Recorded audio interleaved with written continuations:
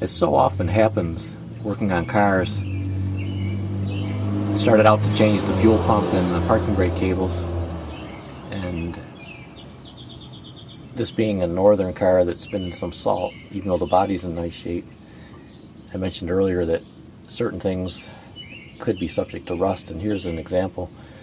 In fact, this brake line here is so swollen, I mean that can break at any time. And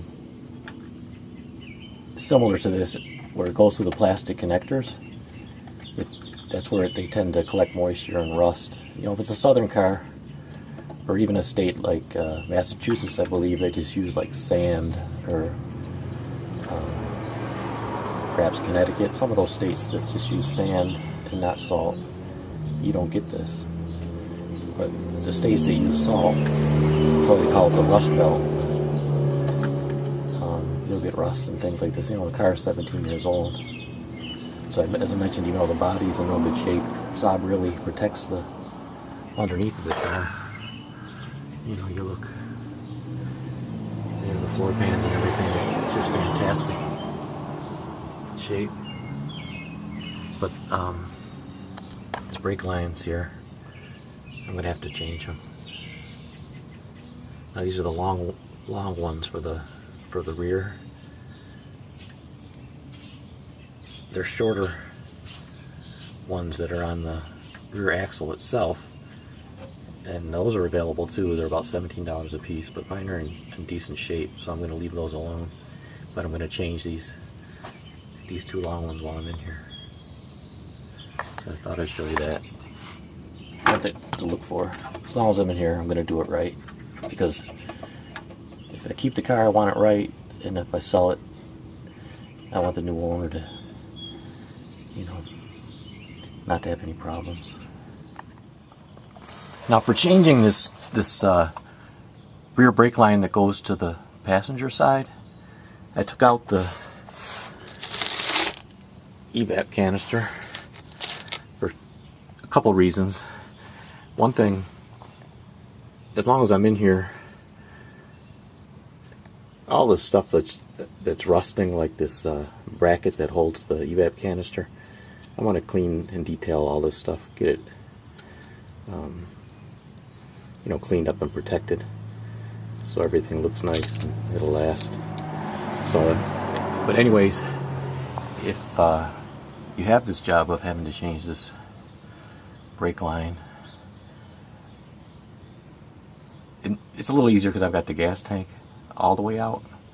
I don't think you'd have to take the gas tank all the way out, but the lines are right there. It's above the left side of the gas tank. Probably get away with dropping it down, but it's going to be easier because I've got the tank out. But I would recommend taking this evap canister out, because this line is sitting right behind that evap canister. So, you know, my motto is I like to do everything right. It makes it easier to, you know, while I'm taking care of the detail work under here, I'm also going to have easier access to the line.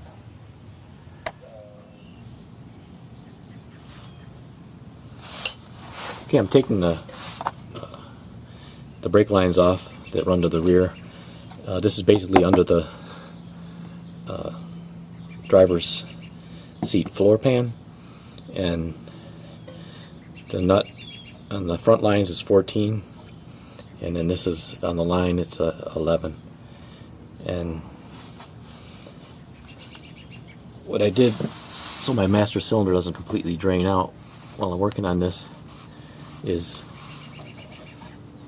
the bleeder screw covers for the rear make nice little rubber plugs to push into the threaded nut on the front line, so all your fluid doesn't drain out, because that could make it more difficult to bleed your system when you're done. I like to keep that master full. Just a little tip there. But these are coming loose easily. I sprayed them the other day just to make sure.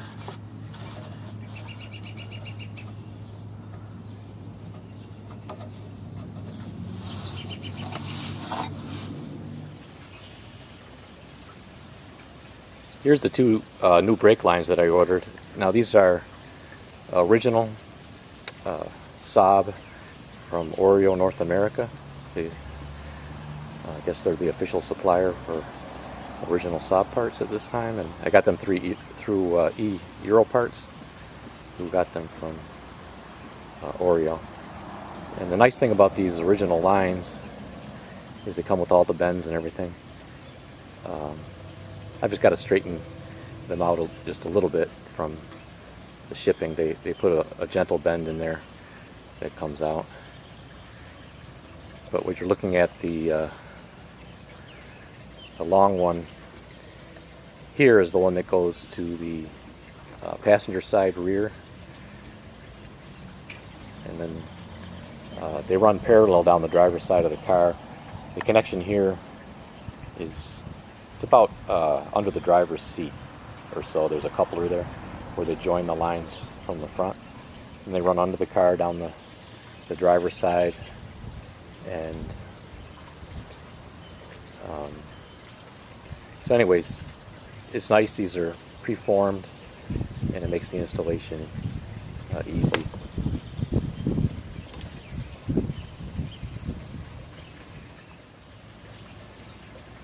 One thing I wanted to mention on these, the problem with why I've got to replace them is because, well, the car is 17 years old and being up north of the salt, but these are well treated from the factory, so they generally don't have a problem, except where they pop in plastic clips, and that's what holds them in the car.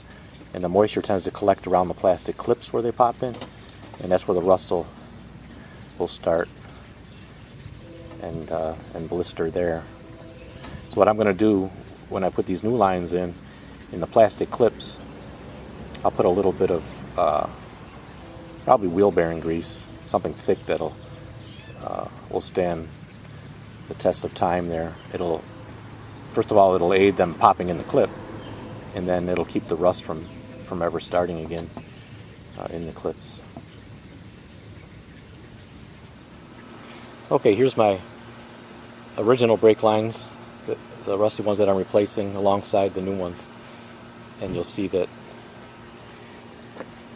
the driver's side is pretty much a perfect match there, and then the passenger side, it's a perfect match except for a little bend here in this section here, which just needs to be straightened out. We just bent that way to get in the in the box for shipping. With the soft metal, I'll just straighten that out as I put it in, and it'll be a perfect fit. And having these alongside each other gives me an opportunity. All these other clips are mounted on the car. This is one that's just putting the two together.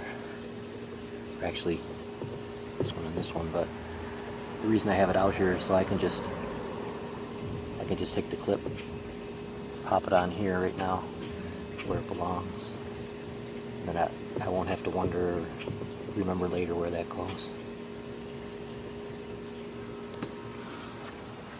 But these are pretty straightforward, pretty easy to put in, except like I mentioned, the one for the passenger side.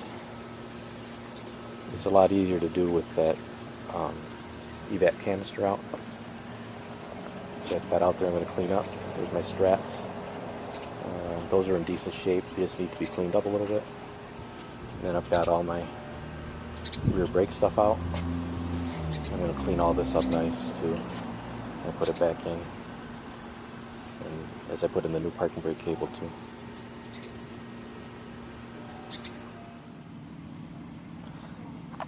Okay, I'm getting ready to install the new rear brake lines, and what I'm going to do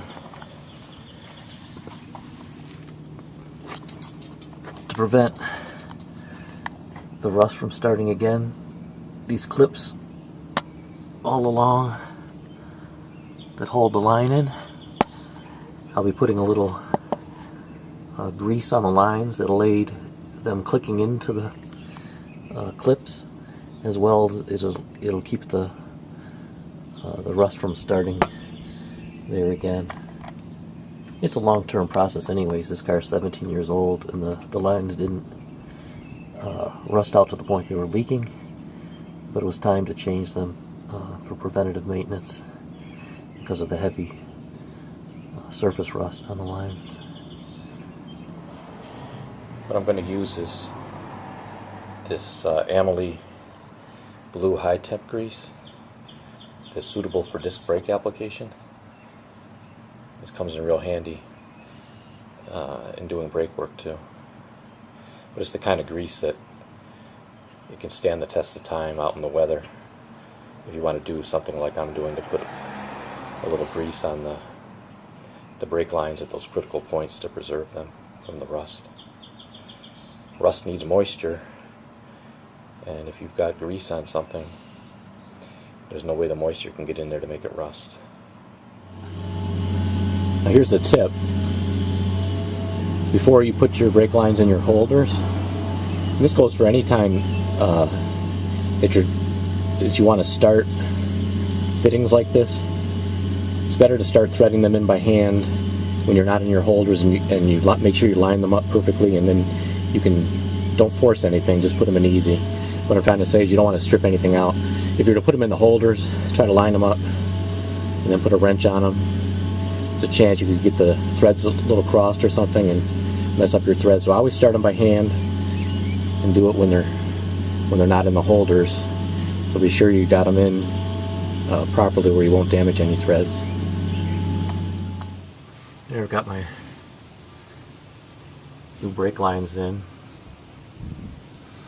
You can see this one that goes to the passenger rear would be hard to do with, this is where the evap canister goes right here, so it's kind of behind there, and really makes the job easier having the gas tank out. This end, the lines go behind the edge of the gas tank, and plus with the gas tank out, it made it a lot easier to put this long portion in above the axle as well. Over the course of the week,